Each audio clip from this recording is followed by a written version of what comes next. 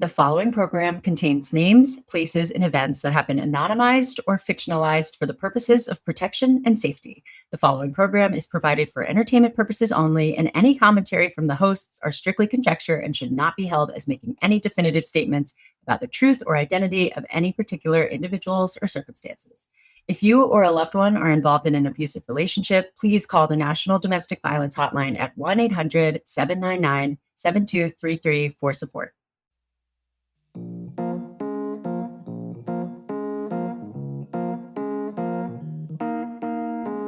Happy Monday! Yeah, part 2 is now. I know that you guys are so ready. Before we jump into the part 2 for today, if you're not a member of the Patreon yet, listen, join the Patreon. It is $5 a month. And let me tell you why. So you get 2 bonus episodes a month, but we get a lot of people writing in saying that they're dating like a fake federal agent, or they dated a federal agent that happened to be not real or whatever. We actually met someone who was dating a real like CIA agent, and that was a doozy. So that stories like that are on the Patreon. It also helps us to grow the podcast. So everybody who's already on Patreon, we love you so much. Thank you so much for all of your support, and everyone who just listens in general. Thank you for the support. We really appreciate it so much. But definitely go listen to the CIA episode. Anyway, so, okay, we left off from part 1 where, so this trucker guy says he has cancer, right? So, yeah. If you haven't listened, go back and listen. To refresh, Lizzie is our guest, meets the perfect man. He's very nice to her. He's a trucker. I don't know that he's perfect because he got drunk at like 5 a.m. the first time they met, but then he redeemed himself, wines and dines her. And then he's like, I'm being audited, so I can't use any of my credit cards. Can I borrow your credit card? So he's using her money. And now, yes, he just said he's been diagnosed with cancer. Let's get into it. No, you don't have to wait anymore. We're sorry, guys.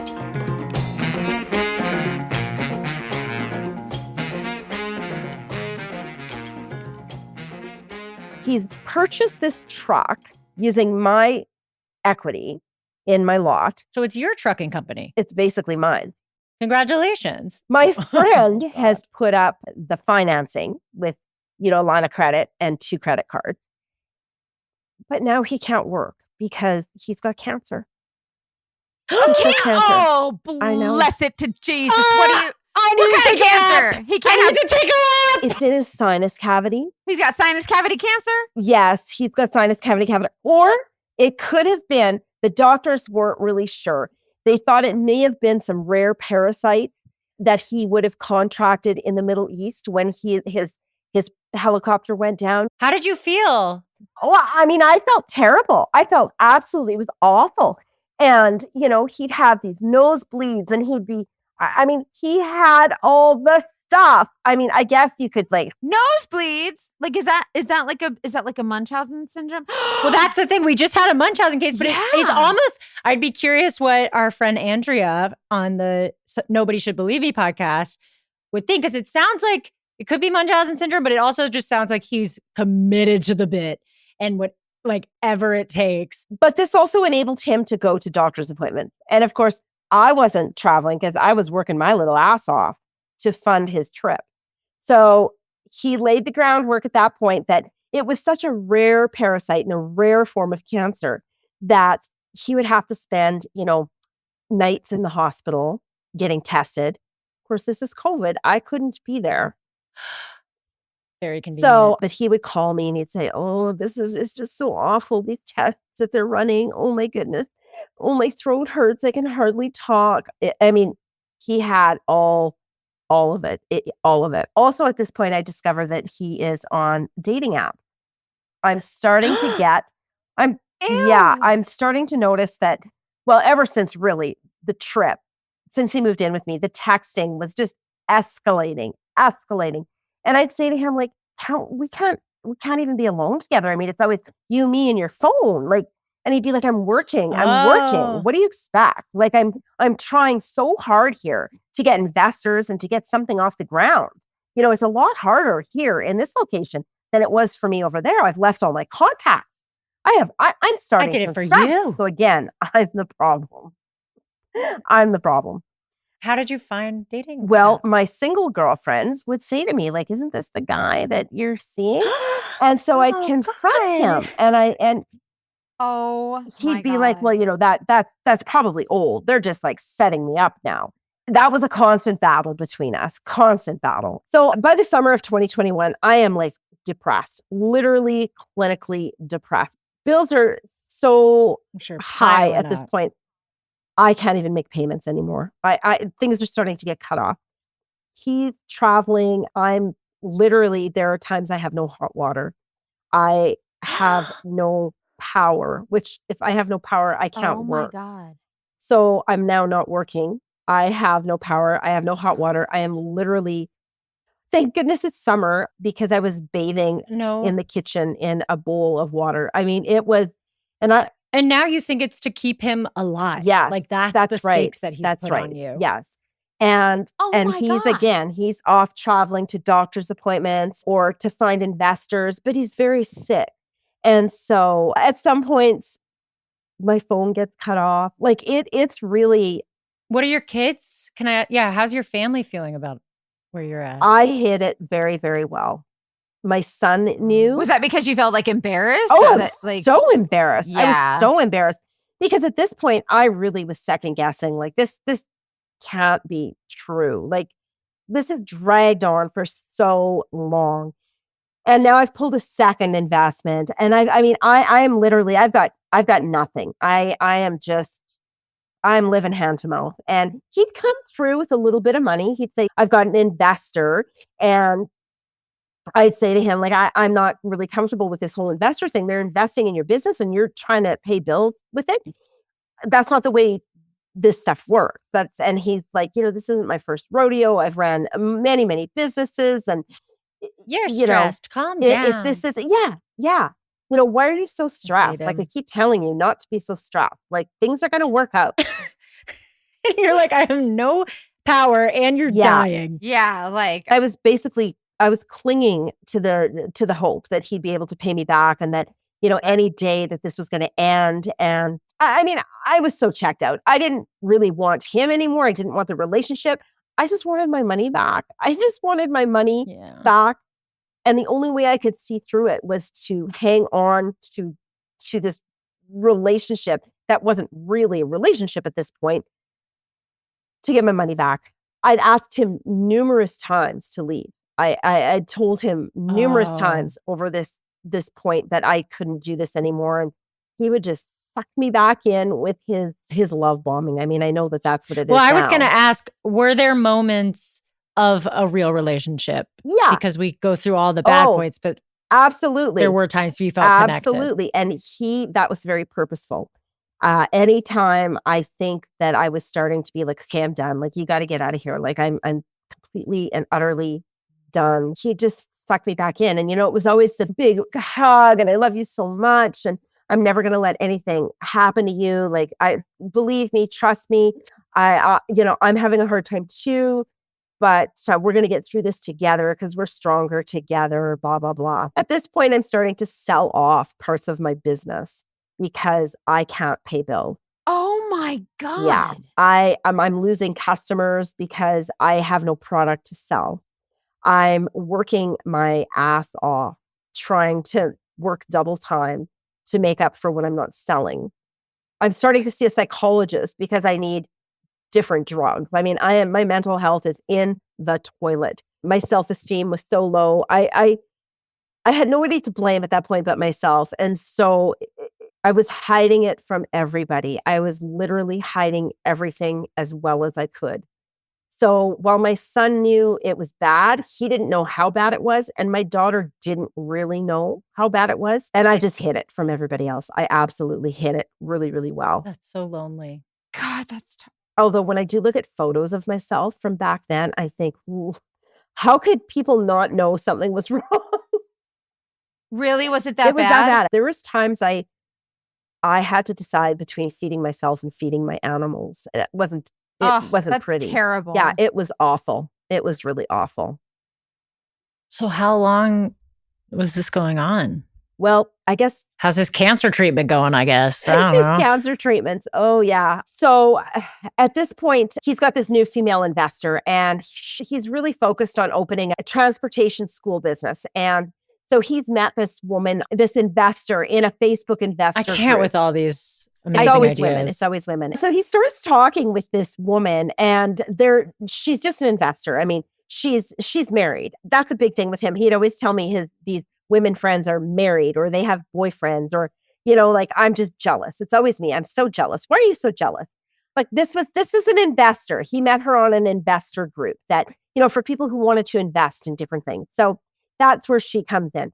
So there were nights that he wouldn't come home, but he was just crashing on her couch. They'd had a few drinks when they were talking business. And so one night I say to him, like, this has got to stop. I can't do this anymore. Like, you come home or you don't do these meetings out of town. Like, you need to come home. And so he apologizes. And of course, honey, I'm sorry if it bothers you that much. Absolutely. I will come home. You're right. Absolutely. I don't want you to be hurt. So I wake up at still all you. If it bothers you, if it's a problem for you. So I wake up at 2:00 that morning and I'm like, okay, he's still not home. So I text him, where are you? And he's like, oh, sorry, BB. I just pulled over to the side of the road. I was so tired. I just couldn't make it all the way home. I know I promised you, but I just couldn't. Ew. So I phoned him and he wouldn't answer my call. And I called him and I phoned him and I phoned him and he wouldn't answer the call. Finally, he picks up the phone and he said to me something about, fuck off, you jealous bitch. I'm not alone. And I was like, okay, that's it. I'm done. I am so over this bullshit. So I got up in the middle of the night and oh my God, in the middle of the night, I changed the locks. I packed his clothes and I threw them out. And I was done. I was so done. I went back to bed and I was done. During this quick break, I'm going to remind everyone that love is real. I like my boyfriend a lot. I love him, in fact. It was his birthday recently. Shout out to him. Good job for staying alive this long. For his birthday. Happy birthday, John. Happy birthday, John. I got him a present from Quince and he's obsessed with it. So Quince is amazing. It's like premium clothes that you can get for a lower price tag because the whole concept is that the same quality clothes as high-end brands made in the same factories that they use, but it cuts out the cost of the middleman and passes the savings to you. So they and the savings are like those. 50 to 80%. You guys, like, yeah, it's crazy. A big difference. And I knew about their clothes. Like they have these premium European linen dresses and they have a lot of linen stuff. And like the blouses and shorts, it's like from $30. It's great. We both got that cashmere sweater. Right now it's like 95 degrees, but the cashmere is like $50 for incredible cashmere sweater. It's so nice too. But I didn't realize that they have more than just clothes at first. And I got an Apple Watch band that looks so great. And it was very affordable. And their jewelry. Oh my gosh, they have a huge selection of jewelry. I love tons of jewelry. And then John was looking for a Dopp kit that you travel with your toiletry bag. And he was like very particular about the kind he wanted. He was like, I don't want it too big. I want it to stand up on its own. I want it to be black. I want it to be this, blah, blah, blah. And I was like, I can't find it anywhere. And I found it on Quince. It was perfect. And he's obsessed. Yeah. Quince is great for if you're someone who just needs basics, like basics of anything, they've got it. So you definitely need to check Quince out. QUINCE is how you spell it. And you can find so many things there. If you've been traveling for the summer or you're someone who travels a lot in general like me and you just need some of those basics, pack your bags with high quality essentials from Quince. Go to quince.com/TDD for free shipping on your order and 365-day returns. That's QUINCE.com/TDD to get free shipping and 365-day returns. Quince.com/TDD. Quick, spicy break. I talk about A Court of Thorns and Roses a lot when I talk about Dipsy because I know people love that smutty fairy book. I just finished it. So if anyone has read that series, please DM me. I want to talk about it. And you would also love Dipsy. Even if you haven't read that and you don't know what I'm talking about, Dipsy is an app full of hundreds of short, spicy audio stories. And it's so good. And I've had Dipsy long before I got to talk about them on this ad. So it was very exciting when we got to partner with them. I heard about them a long time ago. It's made for women by women, but it's also just super inclusive in terms of the offerings, in terms of orientation pairings, in terms of what kind of stories we've got. We've got every trope that you could imagine: enemies to lovers, chance encounters, the friends first, slow burns. Also, like I said, you can do a little fantasy stuff if you're into the fairy thing, if you're into werewolves, Greek gods, goddesses, historical fiction.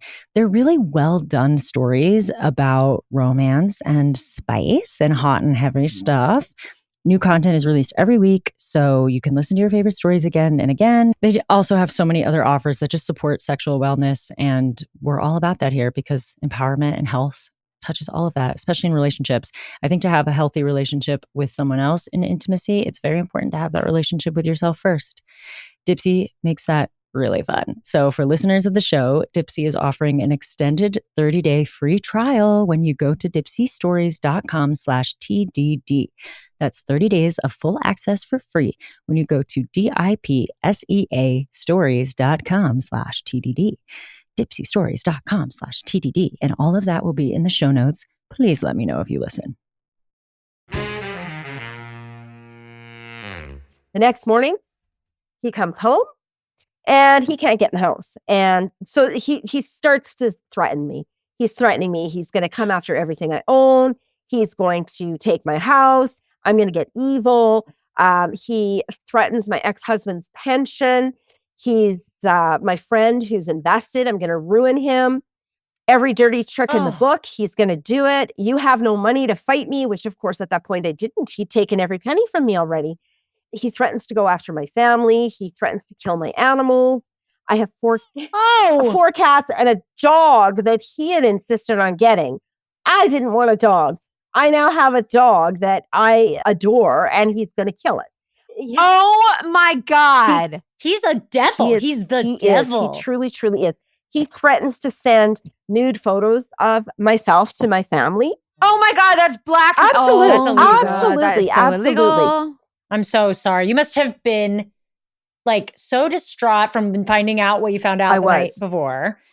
And then now you're scared. I was absolutely, I was so at that point defeated. I was so defeated. I mean, I know now that what I had been experiencing was horrific abuse. It was emotional, financial, psychological abuse. I know that now.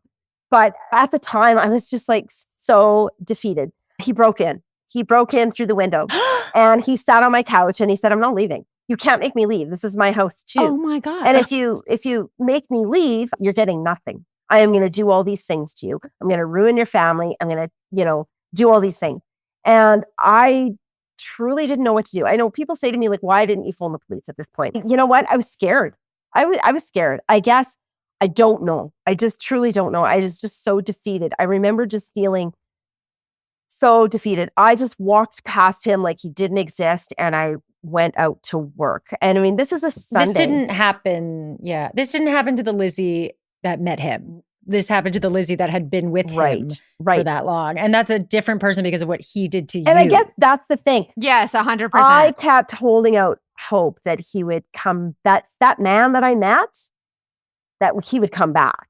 Because he was no longer that man. He was absolutely not that man. He was this monster he had turned into.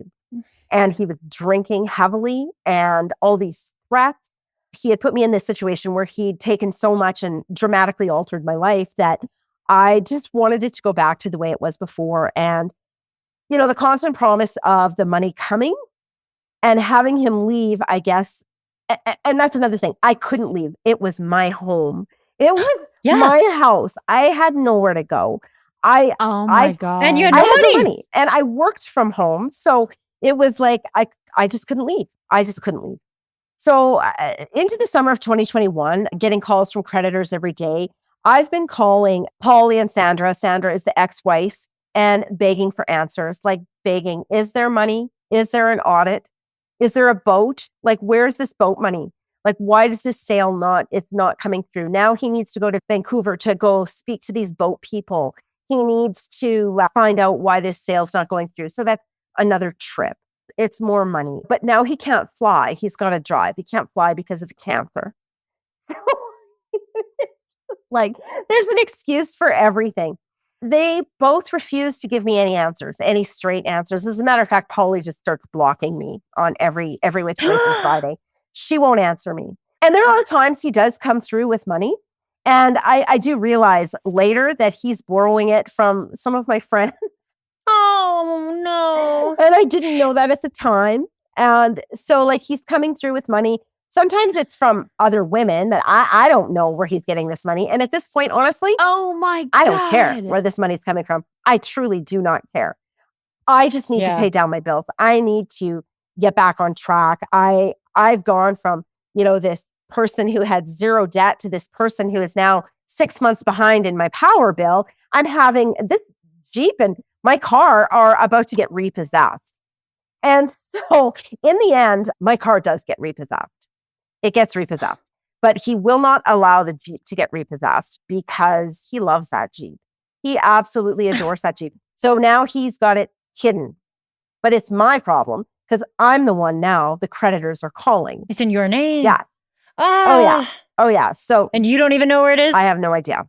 It got to the point by November of 2021 that if I didn't recognize a phone call, I didn't answer it, which meant I was losing clients. I was also losing clients because I was too scared to answer the phone because it was creditors. And that's just not something I had ever lived with or experienced in my life. My bank closed all my accounts and cut everything off. I no longer had a bank account. I no longer had credit cards. I no longer had lines of credit. I had nothing. Oh, how did he feel about that? Basically, he's scrambling now too. But the less money I have, the less time he's around. He's traveling, trying to find investors and land quotation opportunities, lots of quotation marks. Yep. Now, I start getting letters from the bank. They want their money. They want their money from the credit card, the lines of credit, and they're threatening to take my home. And so now my house is in foreclosure. And oh my, that is too far. I've at this point, I have no vehicle. I've got nothing. Half my business is gone. I'm so behind in all my bills. I can barely feed myself. He's gone, God knows where, with this Jeep that they're calling me about. And it's getting so far, so deep. He keeps telling me not to worry about the bank stuff, the legal stuff. He knew it was coming and he's going to deal with it. This is all part of, business. Sometimes it's really hard. Sometimes business is tough and I need to just suck it up and quit worrying so much and find things to deal with my stress. Oh my God. It was just a horrible, horrible circle. I've lost friendships now because of him. Joking? I have lost friendships. I've lost family members because of him. Is that because they invested with him or because they didn't like him? Because they didn't like him and they were trying to talk to me about it. And it wasn't me saying so much. It was he was talking to them. And basically he was so rude and mean to them that they were done with me because of him. And so I lost really good friends and really close family members. And it's heartbreaking to think about it. It's if I could go back in time, tactic to I would get you away from them. Yeah. Though. Oh, it The less was. support you have, the better. Absolutely was. I mean, he had me completely 100% brainwashed. Absolutely. And then at this point, he really wants me to ask my dad for money. And that's the one thing I absolutely refuse to do. He's got some damn nerve. He does. And I 100% would not do it. I just would not. He then wanted me to ask one of my sisters for money. I did not want to do this. I cried for days, absolutely cried for days. And I finally worked up the nerve to send her an email and she refused. And I'm very thankful for that. I am really, some people were like very indignant on my part that she'd refused, but I'm very grateful that she refused. It hurt like hell at the time. Yeah. But I'm very glad because she would have lost her money too. It was the best thing she could have done for me at the time. Tough love. I get it. And you're very gracious. Wow. Mm-hmm. Yeah, that's how come I got into this situation. Oh, Because I'm such a nice person. I'm nice, I'm kind, I'm giving. And here's a little aside. When he was still like wooing me before we'd met, he'd ask me, describe yourself as a person. Like, how would you describe yourself? And I said, oh, well, I'm very kind. I'm very giving. I'm very generous. And I give somebody the shirt off my back. And I remember him saying, that could get you into trouble.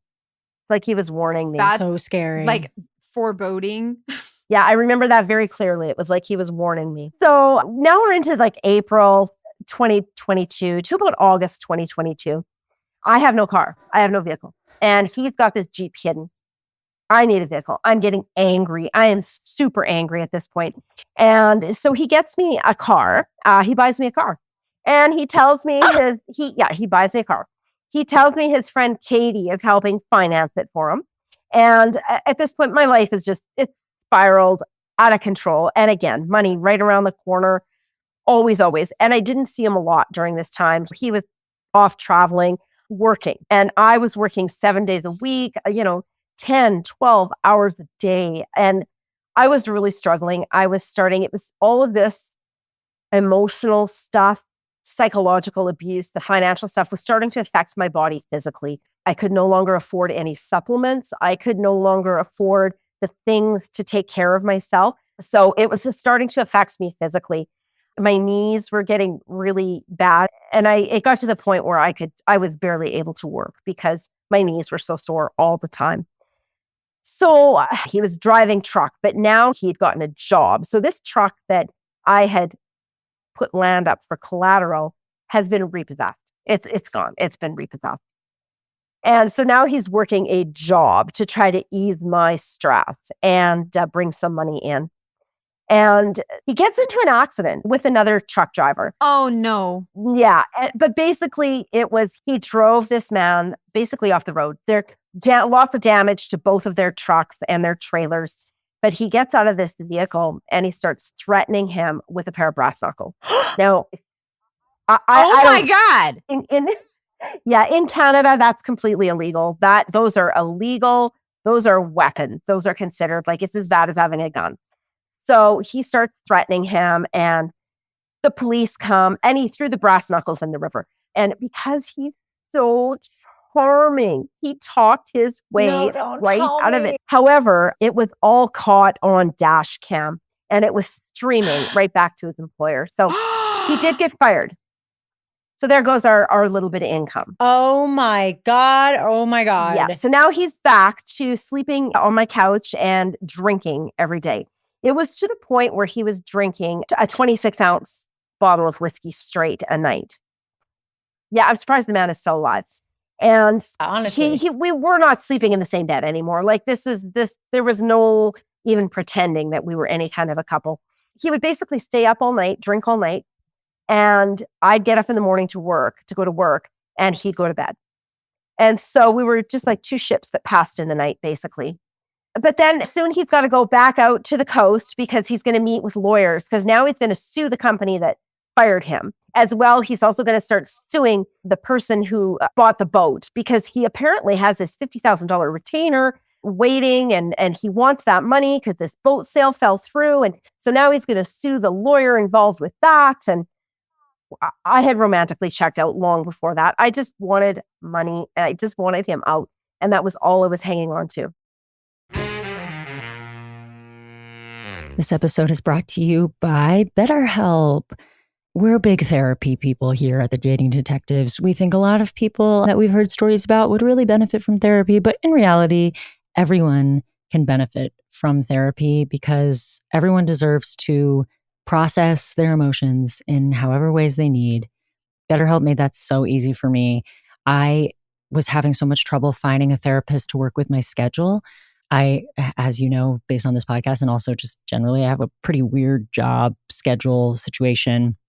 But BetterHelp, my favorite thing about it, not only is it very high quality professionals giving you amazing therapy, like it's therapy, but you can make it so flexible and it's so virtual. And you can change your therapist very easily because they have such an amazing selection, a wide range. And I remember having my first intro session at like the weirdest time on a Saturday.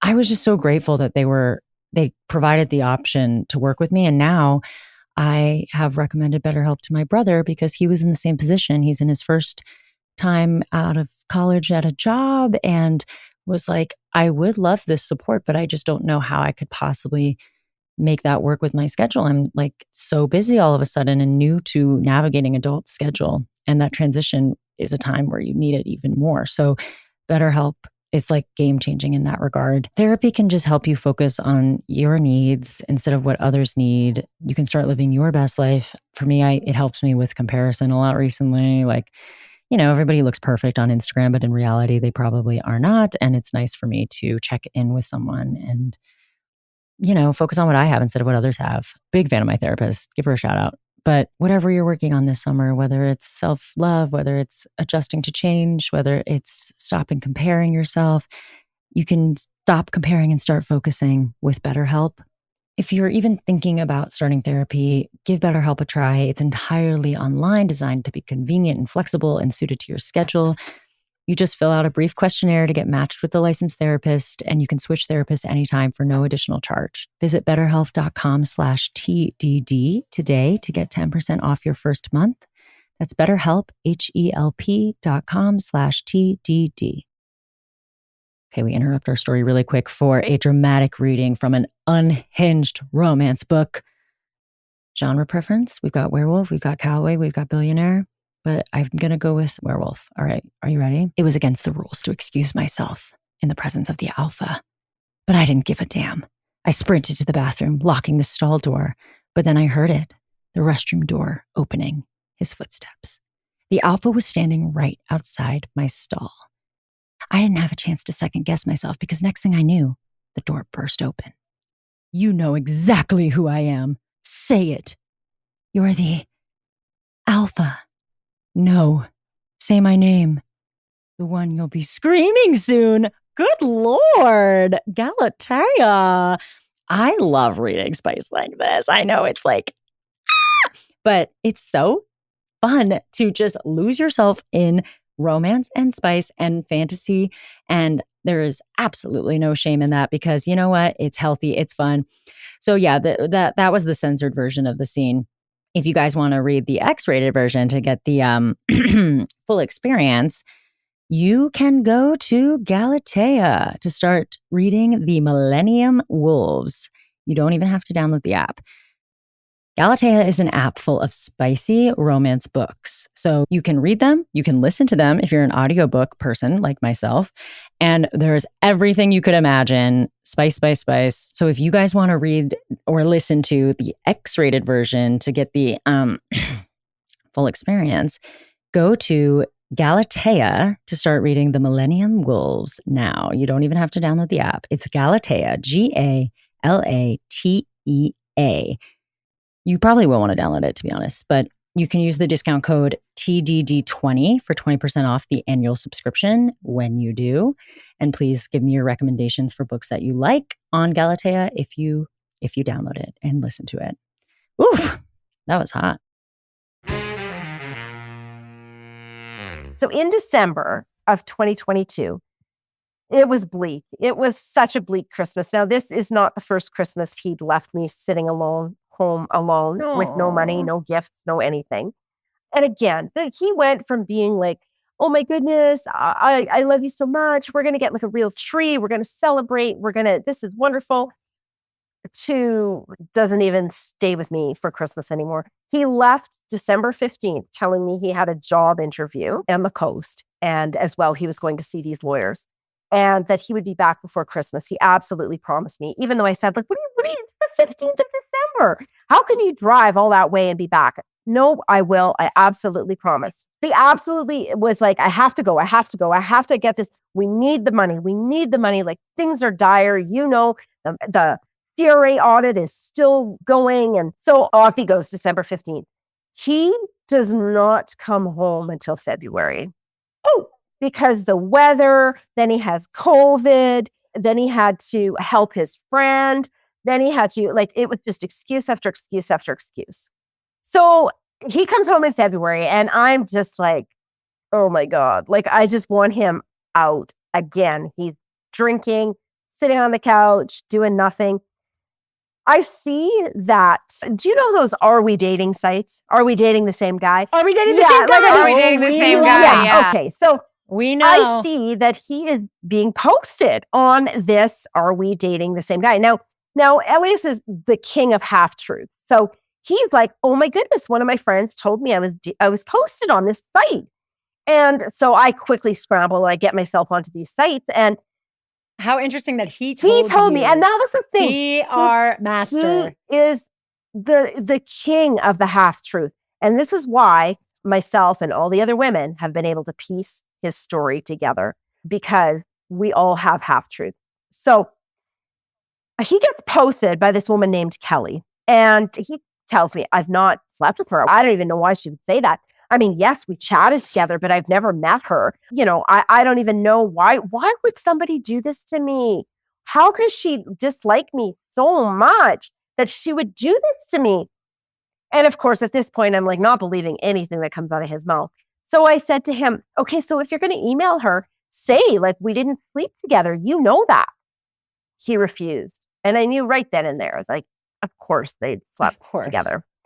So I watched him write up this email, and basically a blackmail email saying like, I have naked pictures of you.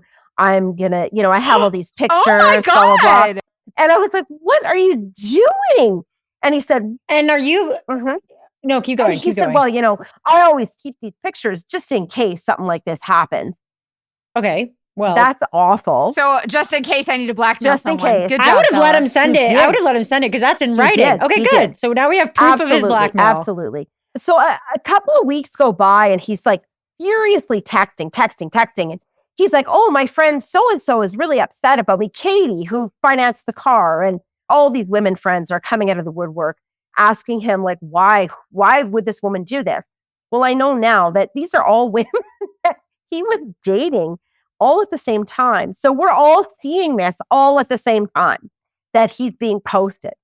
And so he's got all these women coming after him all at the same time. So a couple of weeks went by, and I just thought, okay, I can't deal with this anymore. So I decided to find these women's numbers and text them, and they text me back right away. I reached out to both Katie, who financed the car, and at the same time, I reached out to this Kelly, who had also written this post. And he's sitting downstairs on the couch watching TV, and I'm holed up in my bedroom, and I'm frantically texting with both these women. And I asked Kelly for proof. Like I said, Kate, he tells me you didn't sleep together. And I said, can you give me some proof? She sent me text messages that he wrote that were like, oh yeah, like that. Oh boy. That's proof. That's proof. What I didn't know then is that me and these women would continue talking and actually really support each other through all of this. But I'll come back to that later. So I said, okay, ladies, thank you. Said, that's all I need. Thanks. I went down. Did they say anything about money? Like, or just cheating? Katie was, the money for the vehicle. Okay. But she thought that they were a couple, which is why she financed the car. And she did not realize that the car was for me because she thought I was the maid. Yeah. And Kelly thought I was the cousin that, he let live in his house because he felt sorry for me. So it's I all can't wait to hear who Polly all really these is. stories. So I went downstairs and I said to him, like, you need to leave. You need to leave. I know the truth. I know the truth. I've spoken to these women. Go now. And of course he was like, you're crazy. Like, why would these women, they're lying. They're absolutely lying. I didn't do this. Like, why are these women doing this to me? I mean, and you're just so jealous. You're going to buy into this bullshit. And at this point, I knew everything that was coming out of his mouth was a complete and utter lie. So I said to him, like, you've got to leave. You've got to leave. And he didn't want to. He's like, you can't make me leave. This is my house too. It's half my house. We've lived together now for long enough. I'm going to take you for half this house. It's half my house. I hate this guy. You can't make me leave. And I said, you're leaving. I was like a feral animal at the time. I was so angry. It was like 5 years of all of this stuff. I'd uncovered that he'd been in these serious committed relationships with these women. Yeah. It wasn't just cheating. They thought they were in relationships with him. So he was in a relationship with me and all these other women at the same time. So it was finding all this out. I was just absolutely sick. It had all come crashing down. So it was 5 years of the frustration and anger. And I, punched him a few times on the way out the door. And he caught me on a camera. I did kick him out. I did get him out of the house, and he grabbed a few things on the way out, but off he went. I spent the rest of the night speaking with these women, and the web just got bigger and bigger and bigger because Katie had already. Oh, what a tangled web we weave. Katie had already figured some things out. And so she'd been reaching out to other women, and Kelly had already been figuring some things out. And we're all in different cities. So she'd already reached out to different women. Well, let me just tell you, I stopped counting at 20. Oh my God. I'm shocked. That was last year. I've probably spoken to about 60 women at this point. Yeah. So now that he's out, I call my kids and I say to them, like, this is happening. I need you to help me. And so they rented a U-Haul. The next morning, they backed it up to the house, and we just fired off everything into that van. And he was stunned. He was truly stunned. He did not think that I would do this. He really thought he was still coming back. As a matter of fact, he begged for weeks to come back. He admitted to me that he had slept with Kelly, but only to get money from her because we were so desperate. Oh, it was for me, of course. To save my house. Yeah. After he realizes I'm not going to take him back, and my kids have moved all his stuff out of there, the threats start, and he's saying things like that I'm extorting him. And I said to him, I'm not extorting you. I want my money. He wants his things, and I want my money. So I say to him, you're going to buy your stuff back. I'm not just giving it to you. You're buying it back. You want what I still have in this house. You will be buying it back. And if you're not buying it back, I'm selling it. And so I did. Yeah. I started selling off his stuff. And he was furious, absolutely furious. It in no way touched what he has taken me for. So at this point, I don't know what to do. My whole life has just exploded, and I don't know where to go from here. I have no car. I'm about to lose my house, and I am just lost. The first two women I reached out to, Kelly and Katie, we really formed a bond right away because they had worked through their anger because they knew more than I did when I was discovering it. And so they helped me work through that anger. And I was in such bad emotional state. I wouldn't have been able to crawl out without her. She would literally hold my hand and she'd say, this is what you need to do now. This is what you need to do. You need to call the power company. You need to call this place. You need to call a bankruptcy place. Like, we need to get you back on track. So that's what I did. And I just slowly started putting the pieces of my life back together. After he's gone, and to the first thing I have to do, I got to get money to save my house. So I sell the guns. Now he's taken the gun safes. And these guns, he doesn't have a gun license. He's bought them all on my gun license. Well, and he's a felon he's too, a felon. right? So he can't have exactly. That's a no. You're not allowed. Exactly. So he convinced me to buy all these guns in my name, and he was using them. And so the first thing I did, because I was terrified because he'd taken the safe keys, was I had my boys put them in the back of the truck and haul them to the gun store. My Katie, as lovely as she is, she literally held my hand while I went into the gun store and sold those guns. And I said to them, this is the situation. I need you to break into these safes, and I need you to just make me an offer. I need the money. I need to save my house. So that's what they did. They broke in. They made me an offer for everything. And that's how I saved my house from foreclosure.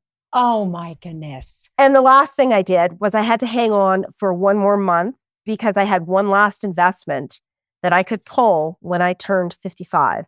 And so the day I went to the bank and I explained the situation, and they tried to convince me, please don't take this money out. And I said, I have to. Like, I have no choice.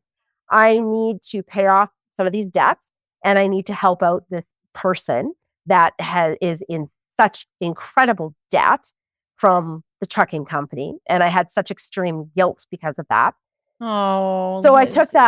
I took that money and I paid off the debt. As much as I could. That money by no means stretched. I still have debt. I'll be paying debt till the day I die. I've declared bankruptcy.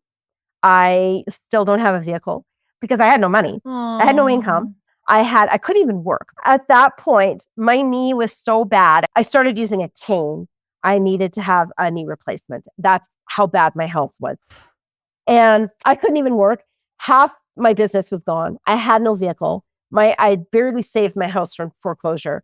I was barely able to pay off my debt. And he was refusing to give me a penny. He would not give me a penny. Even when I was begging him for dog food, money for dog food, absolutely not. No, he said, I'll come get the dog, but I won't give you food. I won't give you money for food. And I knew. You're like, I'm not giving you the dog. You threatened to kill the dog. I'm keeping the dog, ass. Exactly. And I had to declare bankruptcy. I had to apply for social assistance. And I have never seen one penny from him. He completely destroyed my credit. And I'd have to say, with the bills, the debt he racked up, the investments he took, my vehicles, Oh, God. the parts of the business I sold off, he took me for $1 million. Oh, my God. Holy God, are you serious? Yeah. But now that he's gone and my kids have taken all the possessions, most of his possessions, I kept anything that was valuable that I could sell. I also kept, there was a box that he had in my basement, and it was a box. He told me it was his entire life. It was letters, it was cards, it was letters from his grandparents, his kids. It was drawings from his children when they were little. It was all the birthday cards he's ever received in his lifetime. Anybody gives him a card, he saves it in this box. And for some reason, I felt really compelled to save this box. I wanted to look and see what was in it. I felt like I didn't owe him anything anymore. So that was the one thing I kept was this. It's on your property. Exactly. So after I started flipping through this box and what I found, I called up Katie and I said to her, you're going to have to bring some wine and come over. So she comes over and we started going through this box, and it was letters from women that were writing him the first time he was in prison, when he was in prison.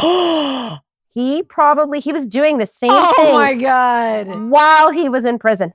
He probably had 15 women on the hook. And these letters all said the same thing. I love you so much. I can't wait till we can start our life together.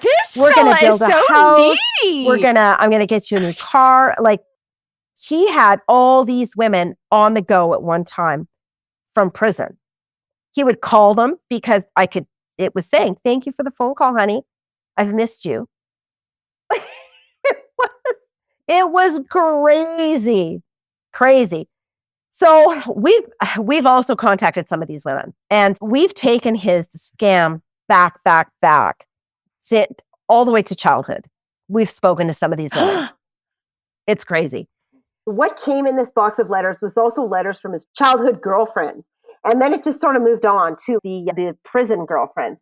So when we sort of started piecing everything together, we see that he started basically with business scam. So when he went to prison the first time, that's what he was charged for, was business scamming.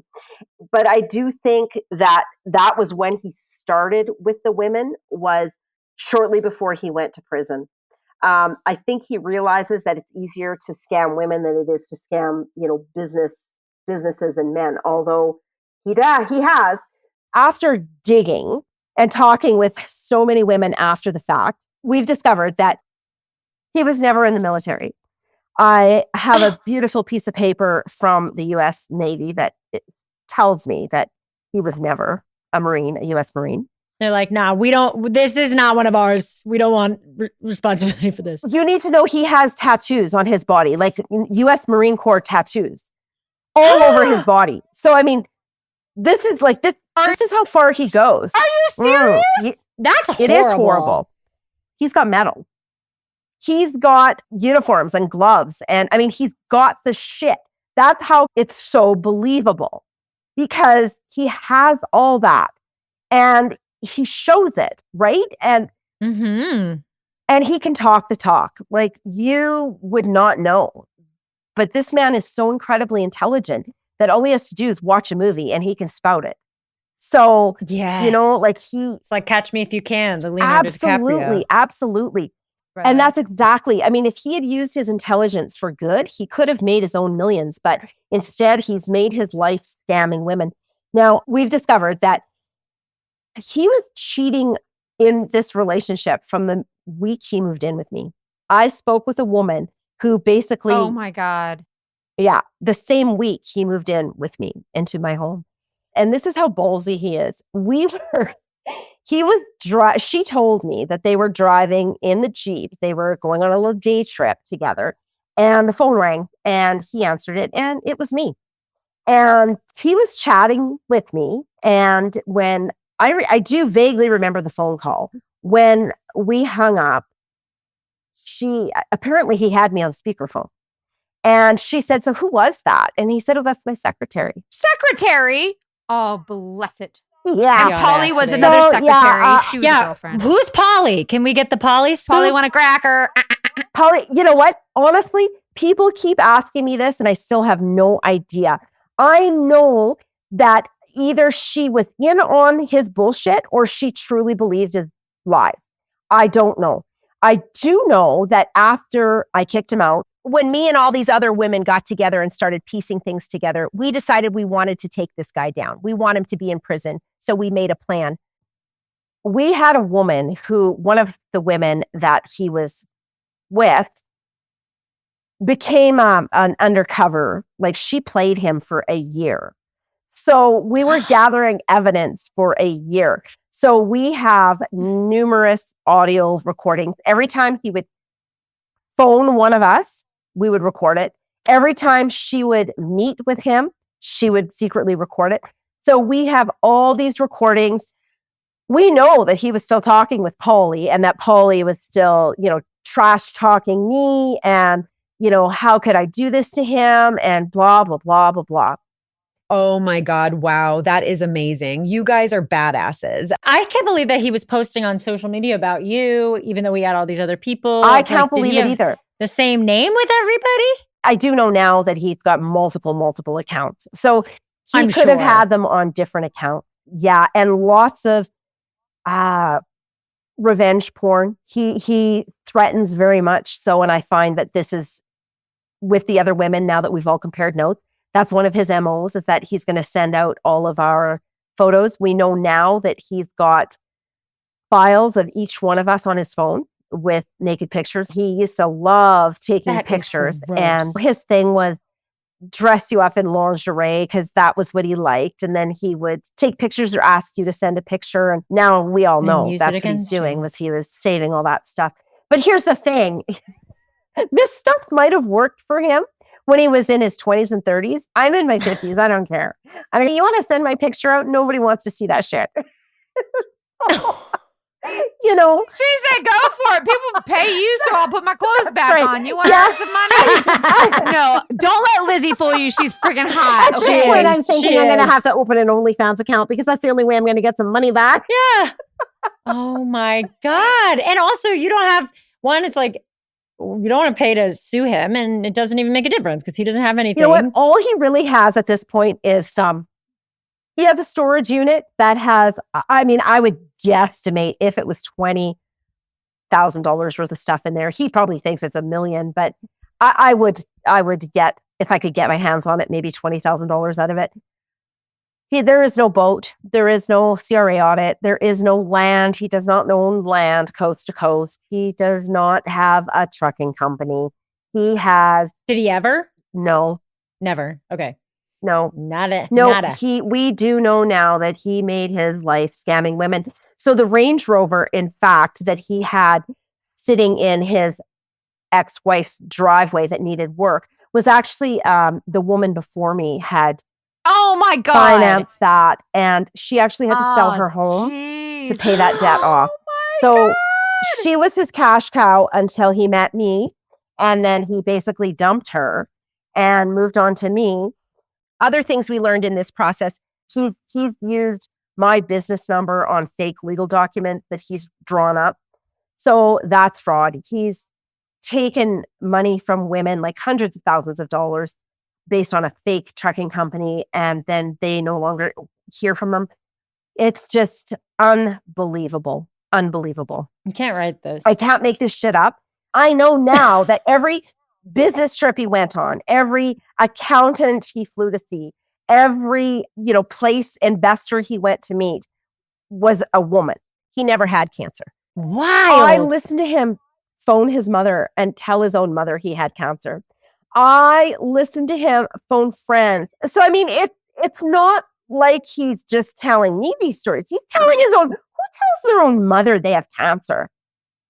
Who calls their mother up? Someone who's desperate. And he was lying. In the 5 years that I was with him, he probably had at least 5 to 10 women on the go at any given time, is what we've deduced. And that's insane. it is insane. Some of them were in deeper than others.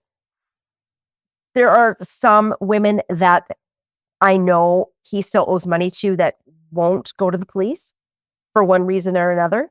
I know of 3 women who've passed away that he owed money to. It's so deep. It is so incredibly deep. How do we get him in jail? Well, we're working on it. We're working on it. Can I help? I honestly, it's been such a slow process. I mean, I took a stack like this of text messages. They've got 5 years of my bank account records. They've got audio. They've got so much information that they're going through. And unfortunately, that does all take time. But all the threats, all the threatening to send out intimate photos. So they're going after all that. They're also one of the women. So Kelly, the one who posted originally on the Are We Dating, there's a charge that they're going after him from her experience, and it's called rape by deception. And that is a very unknown section of the criminal code. But because I have him on audio and by text message twice, I have him telling me that he only slept with her to get money out of her. That is considered rape by deception. Rape by deception. Because he totally... And you have the proof. Yeah. He pretended they were in a committed relationship with her. I mean, I saw the text messages saying, I want to come home to you every night, baby. I love you so much. I want us to be a family. So, God. Yeah. All the while he was living in my home. We are expecting an arrest warrant any day now, and that's been going on for months. We've been hearing any day now. Sounds like him. Yeah, it's been so frustrating. And in the meantime, a year after I forced him out of the house, I was arrested for assault. For what? Against him. For hitting him on the way out of the house. For the punching? Oh, geez. Yeah, because he has it on video. So my court date is July 22nd. So yeah, that'll be fun. Lizzie. Yeah. So how long has it been since you kicked him out? It's been well over a year. It was a year in April. There was one woman he was with that thought that they were living together. Because he was gone so much. I'm sorry, she thought they were living together? She thought that they were living together. Oh, boy. And that was one of the women that won't speak to me. And I understand. I get it. I mean, I've by no means spoken to every woman he's been with. I know names, and I've spoken to plenty. And there are still mystery women out there. But strength in numbers, you guys are a good example of that. I mean, the minute you started talking to one another, it was over for him. Yeah, he's still walking free, unfortunately. He's tried really hard to get Kelly fired from her job and also bring legal action against her for, different things. What a dick, dude. I hate this guy. He's just brutal. He's absolutely brutal. This is awful. Yeah. Yeah, it's a full-time job dealing with his fallout. Trying to rebuild my life, trying to rebuild my business. I will never be able to be where I was previously. I will never retire. I'm never going to travel again unless, again, I'm 56 years old. I don't have time. It's not been that long. No.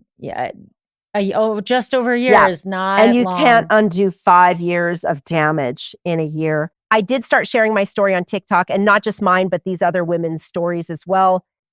Doing the TikToks have been incredibly cathartic. That has been, you can tell if you've watched them that when I started, I was like a deer in the headlights. And by the time at the end of it, which it's not over yet, it's definitely not over because the story's not over. He's not arrested. The woman he's with right now, he's engaged to, is a former corrections and parole officer.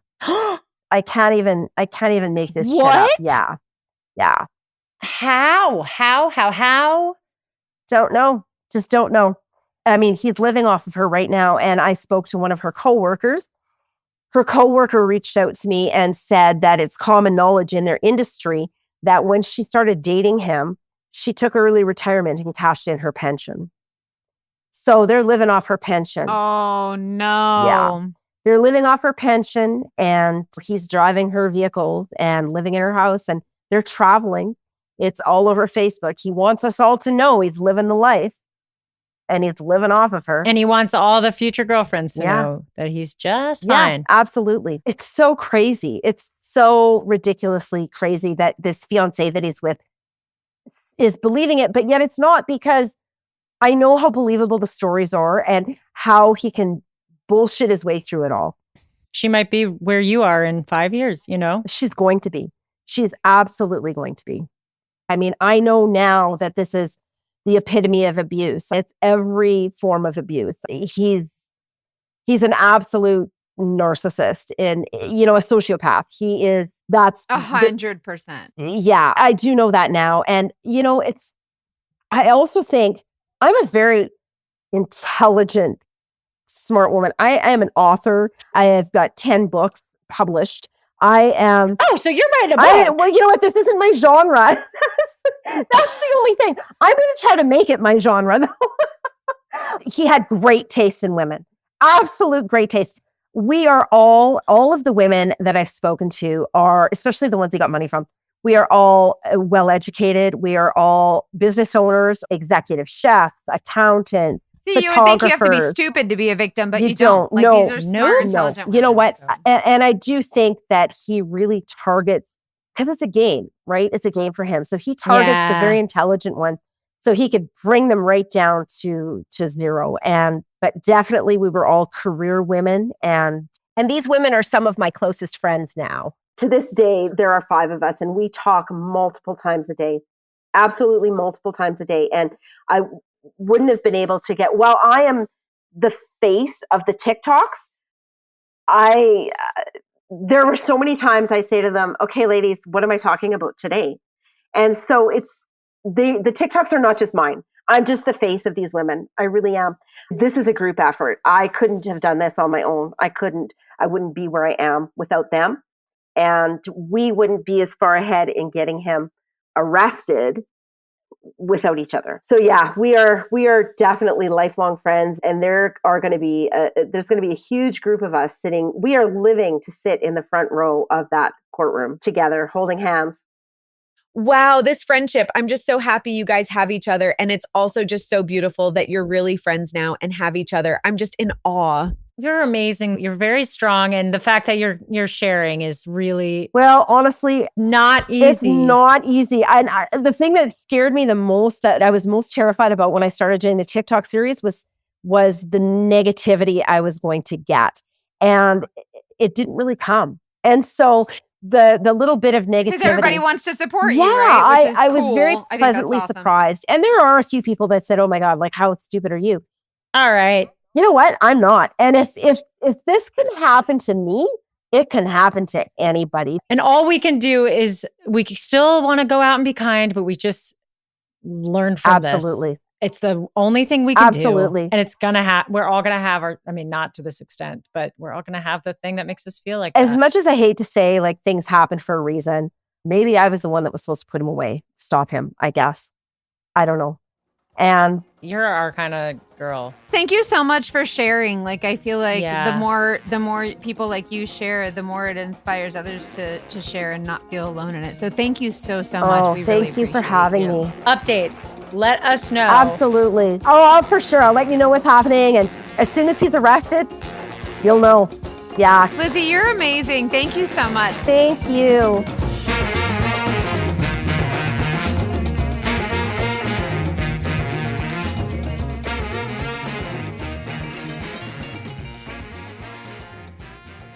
Dude, that's so much money. Oh my God. Poor girl, Lizzie. This was a two-parter, obviously, and we got a lot of your responses in the interim. So we know. Can you even imagine? Like, oh my God.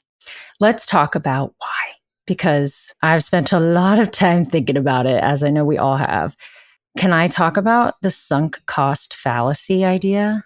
Oh, yeah. Explain that. That's a good point. Molly and Mackenzie and I were talking about this. Also, shout out to Molly's dad, who's very smart and was like, this sounds like sunk cost fallacy. So if anyone doesn't know what that means, it's actually like an economic principle, but it totally applies to a lot of human stuff too. It's the tendency to follow through on something that we've already invested heavily in, even when giving up is clearly a better idea. And it's very common. My example is like when you start a book and halfway through, you're like, this book sucks. I hate it. But I'm going to finish it anyway because I already put the work in. Yeah, exactly. You've invested so much time and we do it all the time. Like staying in a relationship because you've already put in the years or whatever, the money. There's a lot. Even though you're like, okay, I've got these red flags, but we've been together for so long, or we've already experienced all this. Like, yes. What do I do? And especially if you've already given so much money and you're like, well, I don't, it's almost like the more you invest, the more committed you are. And then it's like, I guess I'll just keep going. Like I've already committed to this. So yeah, but I had never heard of it before. And so I think it's really interesting. Another thing that goes with it that they brought up is commitment bias, which is literally just like we support our past decisions, even if new evidence suggests that it's not the best thing to do. Like what you just said, the more you invest in a relationship, the stronger it makes your commitment bias, the more effort you put in, time put in, money, the more you believe it will fulfill you and work out. And this is science, people. This is like, they've done studies on this. So I know it's easy to be like, I'm so stupid, or she shouldn't have done XYZ. It's like, we're not rational decision makers. We're emotional decision makers. That is a known fact. And yeah, that's a thing. The other phrase that I read this article, and I really did. Usually when I say I read an article, I mean, I saw a TikTok, but this time was an article. They use the phrase predictable comfort that we're afraid to part with. And that resonated hugely with me. I feel like I've totally been in positions where it's like, this is bad, but the idea of leaving is scarier. Because the unknown, we're afraid of the unknown. So even when our current situation is crappy, it's predictable. And the devil is better than the devil you don't, So you don't know what's going to happen, and change is hard for a lot of people. So you just stay. Yeah, because I think she asks herself the same question, like, why did it go on as long as it did? And well, one is that he refused to leave, which blows my freaking mind. Yeah, that why wouldn't he leave? Get the hell out. Go. Goodbye. Ugh, what do you even do? Like, do you call the police? I don't know. When somebody's just like, yeah. If it's not their house, like if they haven't set up residency there, then like, yeah, but when they like establish themselves, it's a lot harder. I also am so scared for her. The charges he pressed against her from when she that was so, I want to know the update. And when we get an update, we'll let you guys know because that was messed up. He isolated her. She was ashamed to share with her friends and family. That's a common theme. Well, because she's embarrassed. Like you're proud of yourself because you're helping this person. You're like, oh, this feels so good. But then when you realize they're taking advantage of you, and then you can't tell your friends and family because you know what they're going to think and what they're going to say. And then you'll feel stupid knowing that, that they think, how could you do this? And you already feel that way. It's like, you don't want that, I know. I hope people hear a story like this and feel less stupid.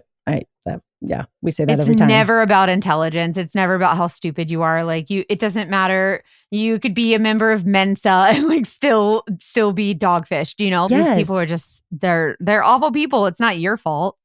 Well, with like financial stuff and financial independence, a couple people reached out with thoughts, some podcast recommendations, which I'll share. But I was just thinking, like, what do we do when we're generous people and we also want to protect ourselves? Like, how do you navigate being somebody that wants to be a provider? Like, she wanted to provide, she wanted to pay, she wanted to help him, but you also don't want to be taken advantage of. Yeah. And I don't have the answer to that.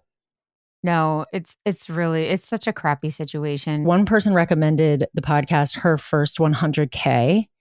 And it's by an influencer that I've followed for a little bit, Financial Feminist, who does teach a lot about like how to manage your money as a woman. Because, and one thing I didn't know, she was like, statistically, women are better investors than men, but we don't invest as much, probably because we're like more cautious and don't have as much risk. And also, I don't know, like maybe there's so many factors that go into women and how we've navigated our own finances for a long time. Like we weren't even allowed to have our own credit cards in like what, the 70s, and like there is an element of women in relationships that we need to look at it differently because we have a different relationship to finances and financial independence, and it gives you so much freedom. So that one, I'm going to listen to the podcast, Her First 100K. And I also already listened to one called I Will Teach You to Be Rich with Ramit Sethi. And he literally does like financial therapy sessions with couples. So an episode will be a couple coming on and being like, this is our financial issue right now. This is what we're disagreeing on. And he'll talk through it with them. And it's so good. So interesting. Nice. So everyone, let's all go do our little money dates and check our finances, change our passwords, and empower ourselves. And I hope this doesn't like discourage anyone from helping anyone else. Like if you see that they're in need and you want to help them and you love them, whatever. But also kind of maybe when you keep things like that in the back of your mind, it might make you just a little bit more vigilant and might make you just a little bit more aware. It's the awareness that we're after, right? Right. Yeah. I love her though. She seems so strong. And she seemed like she was doing, the way she described herself in the middle of the story versus now. Yeah. I do think she's hopefully on the up and up because she seems amazing now. I totally think so. And thank you so much for sharing your story. We're grateful for her and all of our guests, but every time you share, you're really you're helping someone else. So just keep that in mind. How do we get this guy in jail? If anybody Lock has him ideas, up. Let's do it. I hate him. I hope he gets caught again and again and again. Like I hope that I don't want to say I hope this happens more, but if it happens again, I hope that he gets caught like big deal, like big time. And the way she got together with the exes to take him down, like obsessed. And I love that they were all like in a group chat, like ready for this. Like that's a hard thing to do. We've had, obviously, if you can't do it and just need to move on, go for it. But if it works for you, that camaraderie. Wow. And the sense of community, knowing that you've all been through it together. It just goes to show you that having that community is so important, which I'm always preaching about, the sense of community, because you see how well it, helps people heal, and it gives them a sense of like guidance almost, like they don't feel so alone. And I think that's really important. Yeah. Yeah, absolutely. And I hope whoever's dating him now, when they're ready, responds to that text, because we will definitely be here. Oh, we are always here. Oh my gosh. If you think you have dated him or are dating him, hit us up. And that also, if you have a story, what a perfect transition. Wow, we're getting good at this. Don't hesitate to write into the Dating Detectives and share your story. Where should they send it, Mackenzie? They should email it to the Dating Detectives email address. Hannah, take it away. Pass it back. Our email address is investigate@thedatingdetectivespodcast.com. I was almost there. And continue to share on your socials. We appreciate when you share because it just spreads more awareness. So we really appreciate you guys. And we love you. And thank you for listening. We really appreciate the support, and it helps us to grow as a podcast. So thank you so much. And as always, trust your femtuition.